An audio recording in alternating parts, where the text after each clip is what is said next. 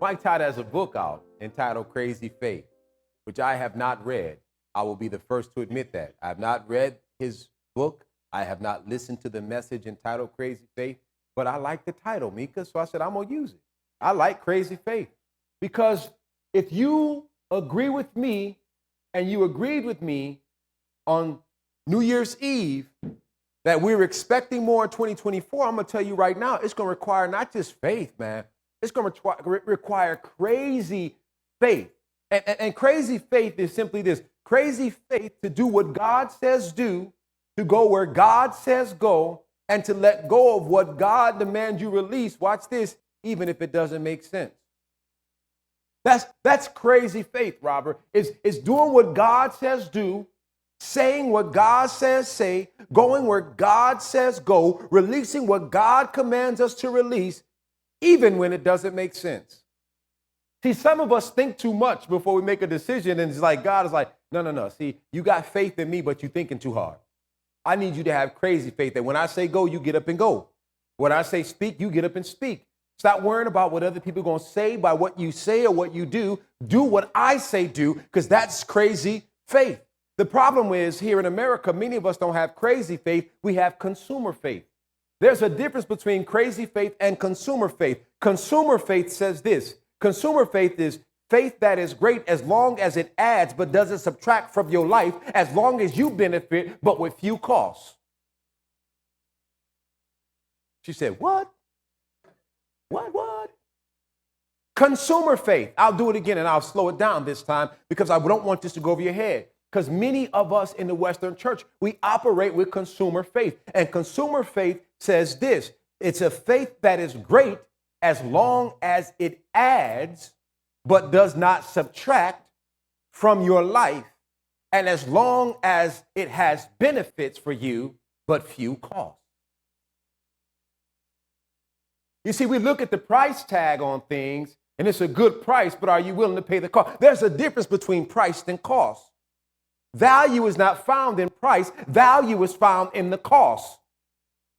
And there's a difference between the two. Now, crazy faith is different. Watch this. Crazy faith is simply this. Crazy faith says, I count whatever the cost and I pay whatever the price to be a fully devoted follower of Christ and help others do the same. Watch this, even when it don't make sense.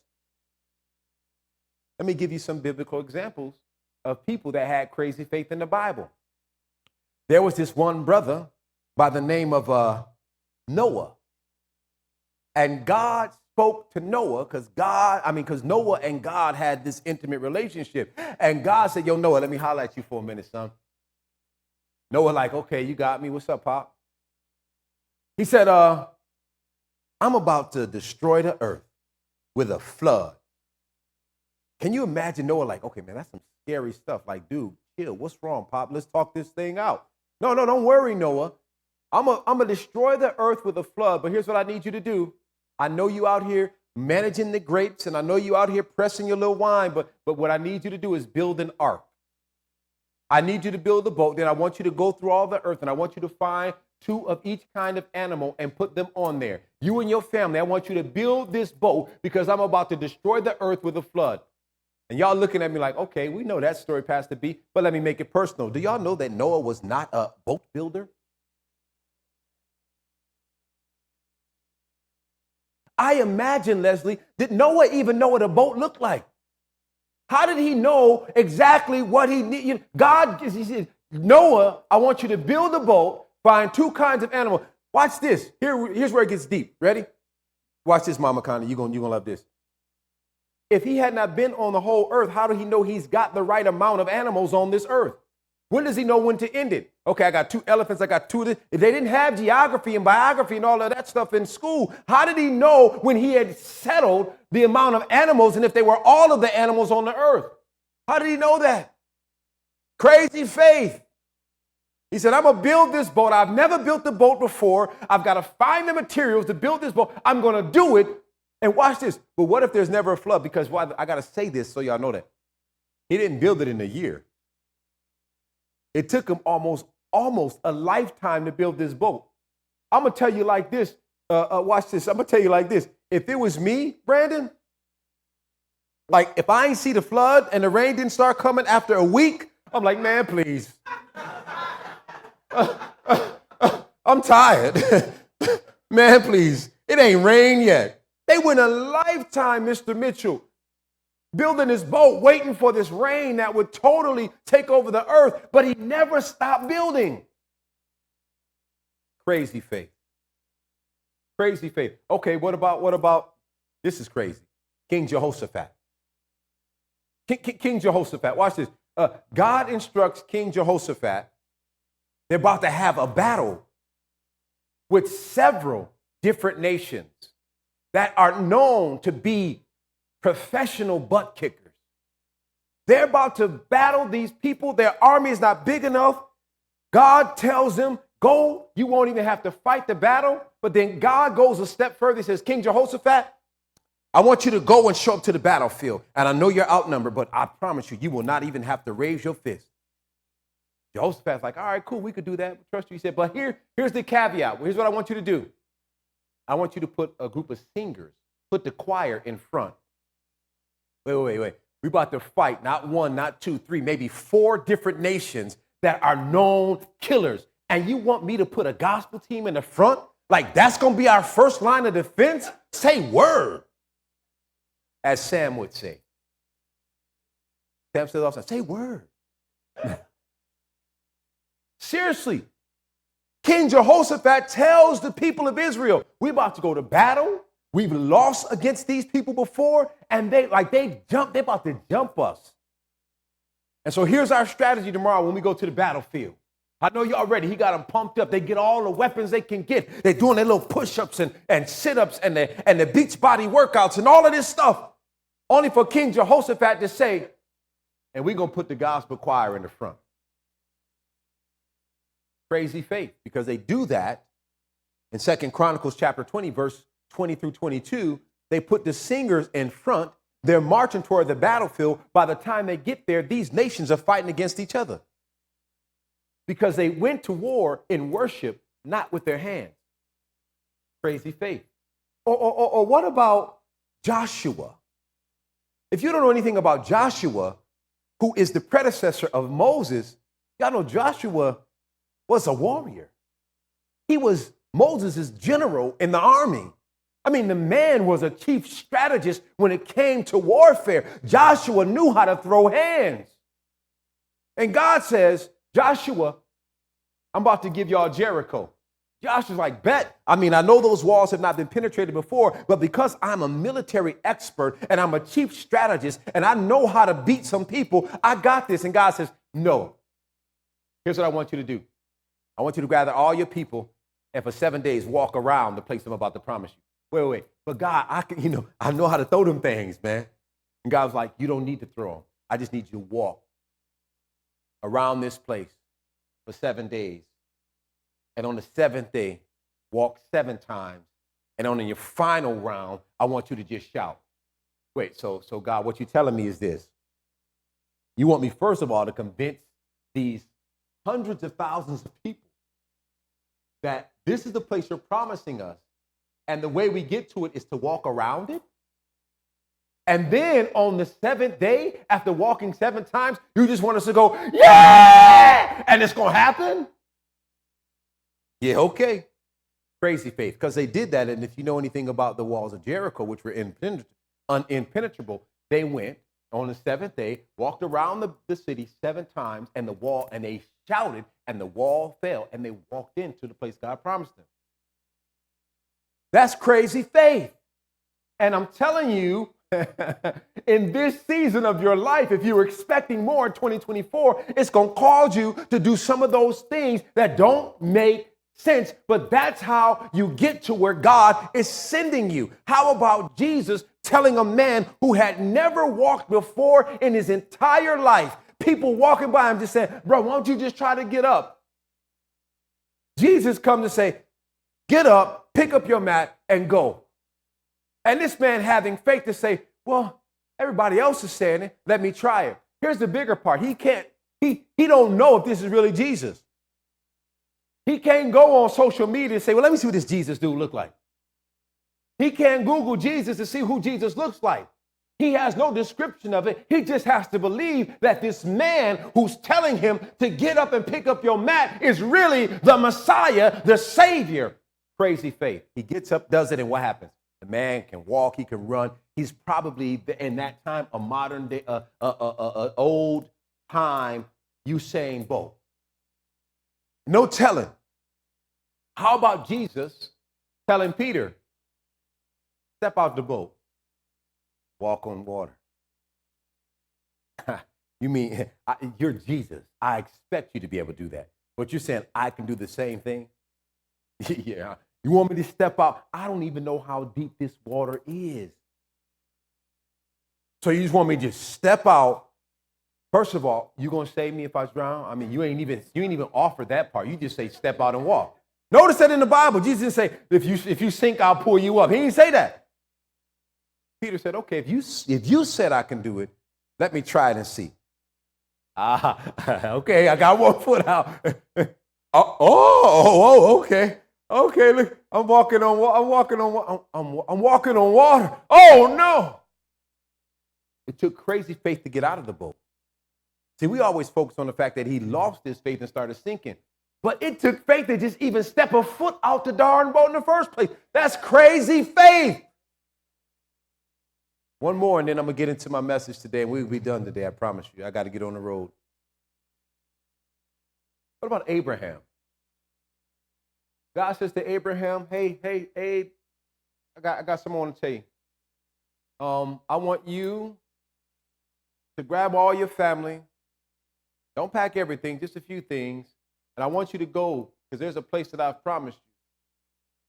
And Abe, like, okay, I'm just imagining, Brandon, this would be Abe. Like where am I going? Like Haran, or am I going to Ekron? Where am I going?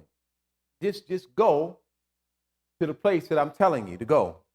But where is it that you want me to go? Just pack your things, Abe.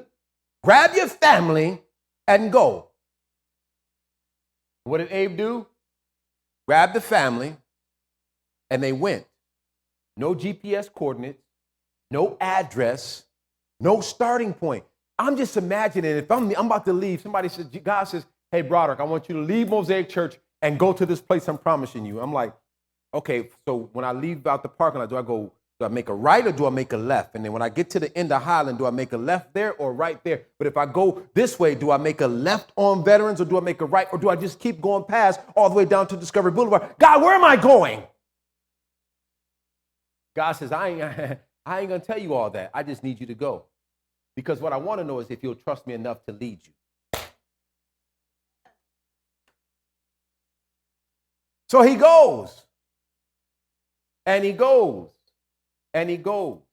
And let me tell you the rest of the story in the text right now. Amen. If you read through the book of Hebrews, chapter 11, there is this section known as the Hall of Fame of People of Faith, if you will. And the writer of Hebrews goes through this list of people of great faith throughout the Bible in the Old Testament. I will offer this, beloved, this morning, that there are three kinds of faith that we all wrestle with in our daily lives. There is faith to go, faith to stay, and faith to believe in the impossible. Like every day, I believe that some of us, to some degree, we wrestle with that faith to go. Sometimes it's not going to a destination, but it's to go to the next level. Some of us are afraid, if I can be honest, some of us are afraid of success. We're afraid of success because it comes with accountability and responsibility. So that it requires faith to go to that next level because I know the promotion looks good and the money's going to look good with the promotion, but man, that's going to be more demons I got to deal with. More accountability, more eyes watching me. Some of us are afraid of that, Mr. Mitchell. Some of us are afraid to stay. We have to have faith to stay. Sometimes it's hard. It's like, soon as something goes bad, you're like, I've had enough, I'm out. This job, they can have it. Take this job and y'all know what, right? This school, this relationship, you got to have faith enough to stay that things can be worked out or things will be worked out, or this is actually where God wants you right now. That requires faith, and it's tough. It requires faith to believe in the impossible. right? God is giving you a vision for something that's beyond your expertise, that's beyond your financial well-being. It's beyond what you're capable of doing right now. God is giving you a vision. It's like, I've got to believe that. I know it's not possible for me, but I've got to believe that this is possible for God. So Hebrews chapter 11, verse 8 through 10, here it is. The writer reminds us and takes us on a journey of what happened with Abraham. It was by faith that Abraham obeyed when God called him to what? Leave home and go to another land that God would give him as his inheritance. He went without knowing where he was going. And even when he reached the land God promised him, he lived there by faith. So he got to the place God promised him and he stayed there like, I hope this is it. I'm going to tell you more about that in a minute. For he was like a foreigner living in tents. And so did Isaac and Jacob, who inherited the same promise. Abraham was confidently looking forward to a city with eternal foundations, a city designed and built by God. He went without knowing where he was going. That's crazy faith. Let me tell you the backstory in Genesis chapter 12, verses 1 through 5. Here it is. This is what the writer of Hebrews is referring to.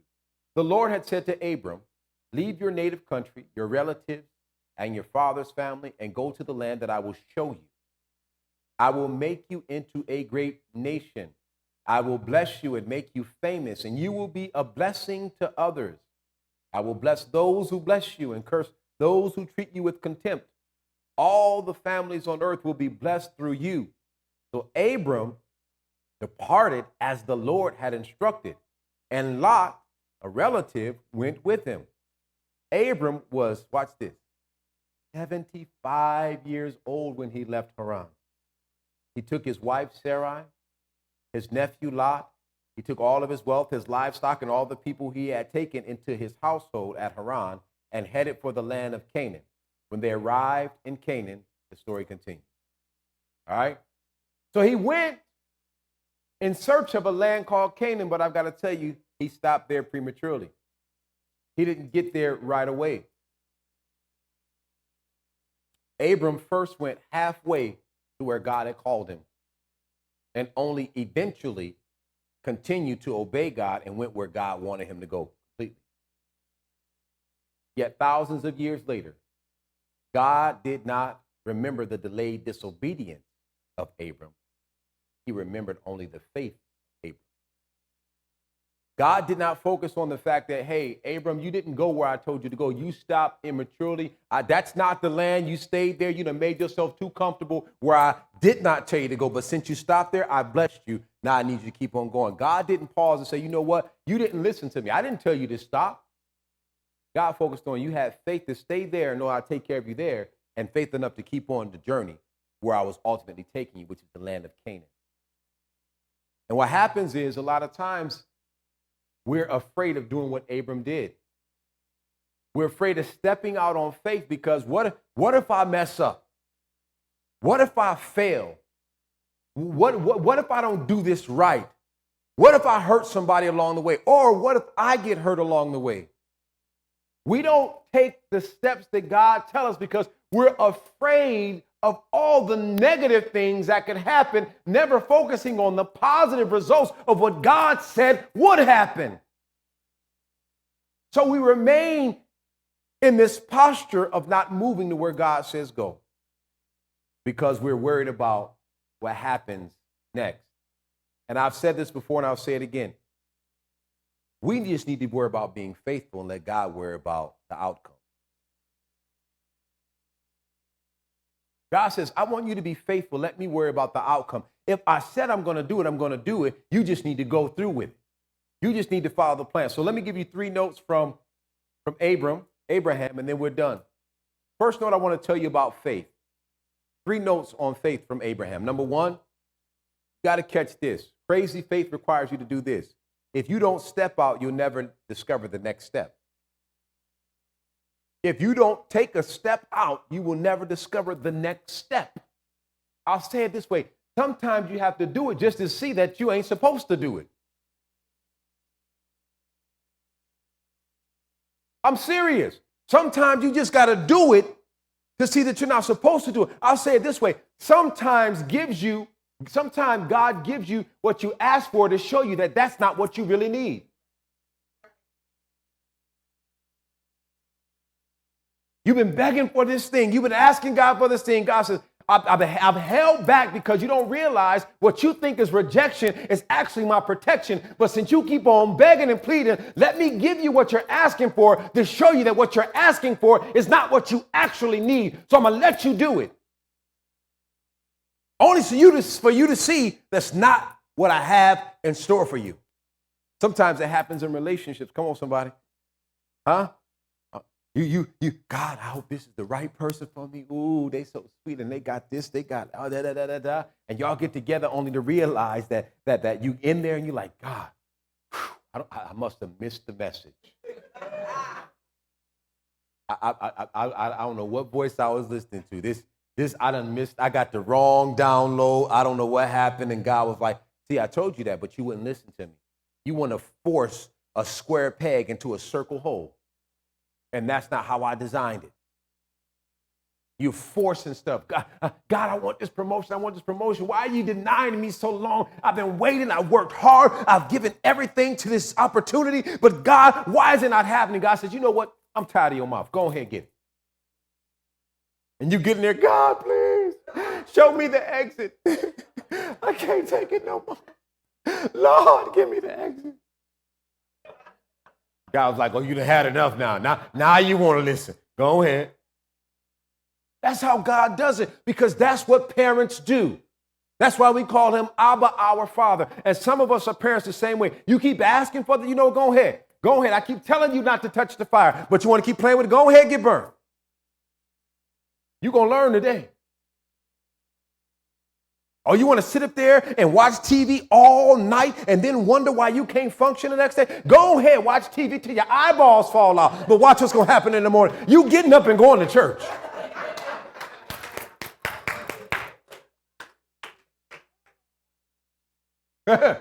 Or you want to eat ice cream all day? Go ahead, eat ice cream all day. Go ahead and do. That's what you want to do. That's cool. But I ain't stopping nowhere to go to the bathroom. You're going to hold it in.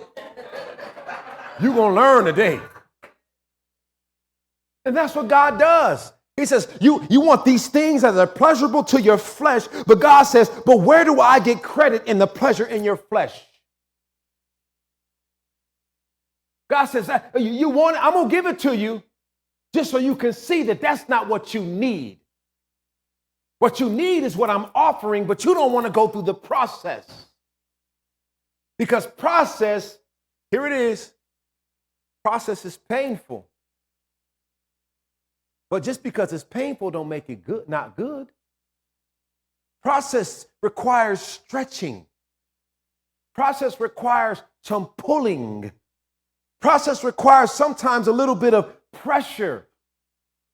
I saw a quote, and y'all have heard me say it before. Sometimes when you feel like you're being buried by the pressures of life, actually it's God planting you. You're not being buried. You see, buried things are buried because they're dead and cannot grow. But planted things have the expectancy of going through a process so that they can grow. And when you feel like the world, the dirt of the world has you buried, that means you have accepted your death. When God is saying, I didn't bury you, I planted you. I didn't bury you. I planted you. You let the world tell you you were buried, but I planted you in good, fertile soil, so I expect you to grow. Yeah, but they're ishing on me. And God says that's the best fertilizer, the ish.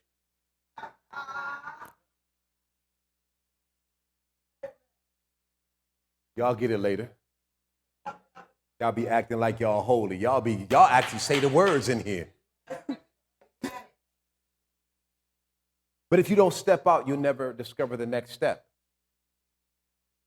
If Abraham never stepped out, he would have never known that even though he stopped prematurely at the place that God didn't tell him to stop in, he had to step out there to make a mistake so that God can correct his mistake. Failure is not fatal and not final. Failure is part of the process. John Maxwell says this, in life we never fail, we always learn. In life, we never fail. We always learn. In other words, this didn't work out, so I learned something from it. So the next time I try it, I'll do it differently. This or that didn't work out. Maybe I didn't have the right mentoring or the right tutelage, or I didn't get the right training. But you know what? I'm not going to stop because it failed. I'm just going to get better because of it. Imagine Michael Jordan cut from his varsity basketball team, said, I'm never going to throw a basketball again. I'm never going to line up to shoot again. Imagine that happening to Michael Jordan. Imagine Oprah Winfrey when they told her she wasn't fit for television, saying, you know what, you're right, I'm not going to do television, I'm going to do something else. Journalism is not my calling. Imagine Walt Disney when they told him, you're trying to build the world's greatest entertainment complex on soil that cannot grow anything. Imagine these people who tried and tried. They told Walt Disney that he wasn't creative enough. The newspaper that he was trying to work for said, you're not creative enough. And he has the greatest entertainment complex in the entire world. Imagine if they had settled for what people told them about their shortcomings or failures. If you don't step out, you'll never be able to discover the next step. Number 2, sometimes God won't reveal his plan until you begin the journey. I love that piece. Sometimes God will not reveal his plan for your life until you begin the journey. You can dream and imagine all you want, but if you don't step out and begin the journey on what God has for you, you will never, ever discover his plans for you. Sometimes you just got to do that. I remember God calling us to start this church. I'm like, bro. Sam always, you got to have friends like Sam that remind you of who you used to be. Like, I couldn't preach, and he would remind me of that often. Yeah, like Mom Norma, she at least say, you getting better and better. She's a motherly thing. Sam was like, yeah, I remember his first sermon. It was trash. It was garbage. I wanted to snatch the mic from him. I was going to pull the Apollo, the Sandman on him and drag him off. Yeah. But if I never said yes to God, I would have never known his plan for Mosaic. If I never said yes to God, I never would have been able to reach people in other cities just through the portal of prayer for just 30 minutes, Monday through Friday. But I said yes to a burden that he placed in me, and lives are being impacted in cities like, in states like Arkansas, in states like New York, in cities like Buffalo, and all over, because I said yes, not knowing the outcome. Honestly, I said no many times, Rhonda. I was like, man, I'm what if nobody shows up? And I'm like, what if they think I'm weird? And what if I had, because when I'm intimate with God, sometimes I start praying in tongue. I get crazy. If you've been on prayer, y'all know sometimes I just get up and walk away because the Holy Spirit done filled me with something. I start having all these what if moments. And it took me much longer to launch this prayer thing because I was questioning God. And finally I said, you know what, I'm just going to do it. If it's just me and God, then that is what it is. But now people share this daily. Stephanie is here because of the prayers. You won't know what God's plan is until you begin the journey. You've got to at least make the journey. Here it is. Sometimes beginning the journey is just writing out a plan and say, God, bless this plan. Sometimes beginning the journey is asking questions of people who are already on the journey that you're trying to get on. Sometimes starting the journey is research. Some of y'all keep talking about plans. You ain't done a lick of research yet. I had a brother tell me a couple weeks ago, yeah, man, so I got this business idea and I want to do this and I want to do that. And I was like, cool, man. Well, have you at least set up an LLC? Have you incorporated, my brother? Like, how do I do that? Oh man, you ain't even started the journey. You just talking. Yeah, but that costs a lot of money. Have you researched to find out how much money it costs to start a company? No, where do I do that? See, you got to begin somewhere. And I said, you know what? You can start a business tonight. You got $100? No, okay, cool. Here it is. Listen, I'll match it. You got 50. I'll give you 50. You start a business. Guess what? You have a business. And then find $25 to put into a bank account. You just opened up your first business account. You actually have, according to the IRS, a business, but you got to ask them for your EIN, which is free. And that's a step in your journey of starting a business. Do the research. And a lot of us don't do that. We just dream. We're big dreamers, but we're small doers. And sometimes this step in the journey is research. Sometimes it's actually implementation of your plan. But I'm telling you this, beloved, as I'll come to my next point, God won't reveal his plan until you at least begin the journey. You've got to begin the journey. Final point. I want to help you all. Very important. Having faith is not the absence of having doubt. Having faith is not the absence of having doubt. In other words, you can be as faithful as ever, but that don't mean you will never have doubt. But I've got to add this. It's not in the notes. I just got to say it. Having doubts is not a pass to no longer fulfill the faith journey that God has you on. Because you have doubts, that does not give you permission to not move forward. Because you have doubts does not give you permission to pursue what God has called you to pursue. I can bet everything in my pocket, and I ain't got much in here but some plastic, that Abraham had some doubts. I can bet everything in my pocket that Noah had some doubts. I can bet everything in my pocket that David, who was going to be a king someday and had some doubts. I can bet everything in my pocket that Job had some doubts. I can bet everything in my pocket that Deborah had some doubts. I can bet everything, all of these great people that God called to do amazing things, they had some doubts, but they kept the faith.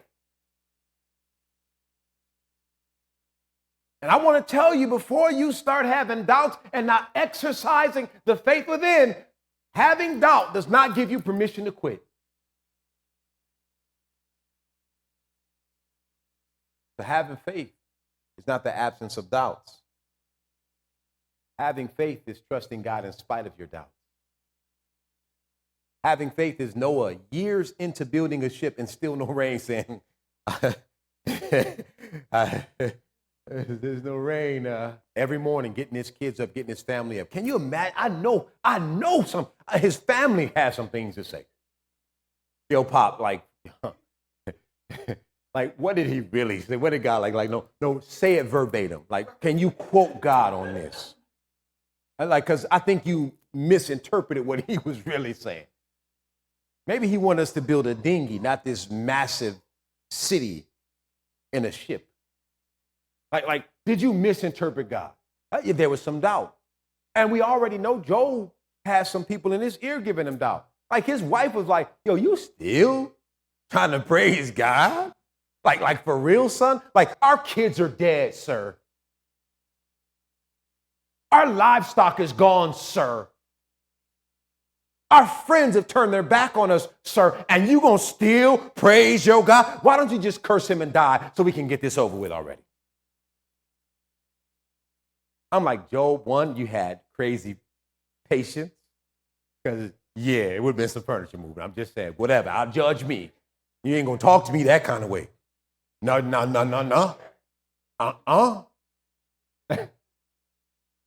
That ain't, and then he has crazy faith to say, you know what? No matter what you say, no matter what I lose, I'll still praise God.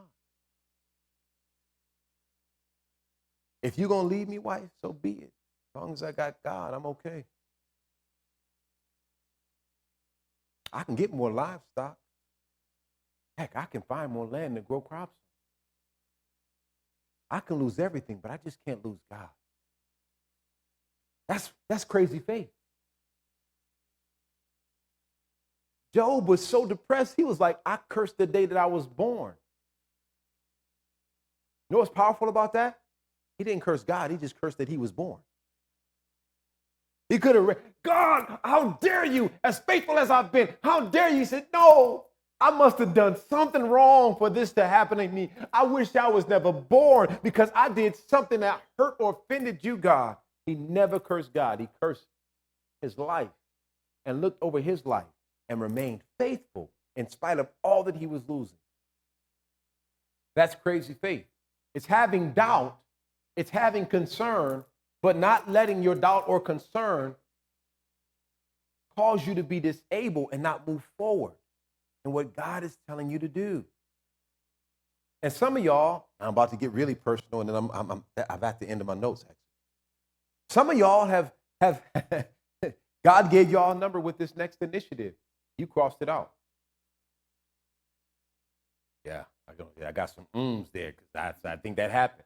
You crossed it out because you started looking at your income, what you're capable of doing. And God was like, if you were capable, then you wouldn't need faith.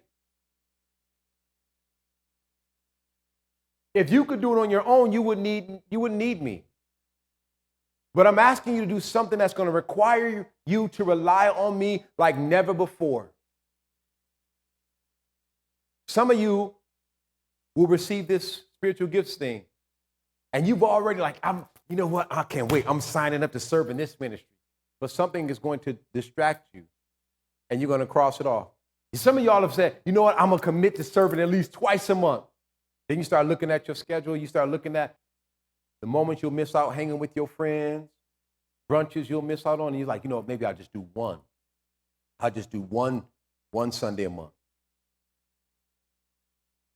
Because you've let the enemy get in your head, give you doubt, and you don't believe God. Do you realize God can extend time and pause time for you? My wife told me the other day, she sent me an article. She said, you know what? I think you need rest. And I'm like, maybe I do. But what I'm doing right now is energizing me like crazy. Like, I'm loving what I'm doing. I'm loving ministering to people. I'm loving going all over, everywhere I can to be at funerals for people that I love and care for. I love doing visitations, and I love this job that I'm doing as a consultant, where I'm literally, when I leave here, I'm going to go home, change, and drive down to Savannah. Because I love it. It energizes me. But I'm saying to myself, wow, God, you are stretching out my 24 hours in a way that I can't even imagine. Because when you step toward God, God steps toward you, and he extends or pauses time in your favor if it blesses him. And I'm not weary and I'm not tired because I prioritize God over other things. And I looked at that next initiative commitment, Rhonda, and I was just like, man, I talked with Erica, and Erica was like, I just did our annual budget. I'm like, we got, but then I love this about my wife. She said, but we've got to be obedient. And I said, and I told her, I said, you know, I'm about to close my first deal, like where I'm the lead consultant. And I said, 100% of that commission is coming to the church. And she's like, yeah, but you know, Brooke and Junior, they need, and I said, but the kingdom needs. God will take care. These aren't they have our last name, but these are God's kids. I'm being real. They have my last name, but these are God's kids. If I take care of his bride, he's going to take care of his kids. See how you prioritize God? So anyway, those are my 3 points. I hope y'all got something from. I'm done.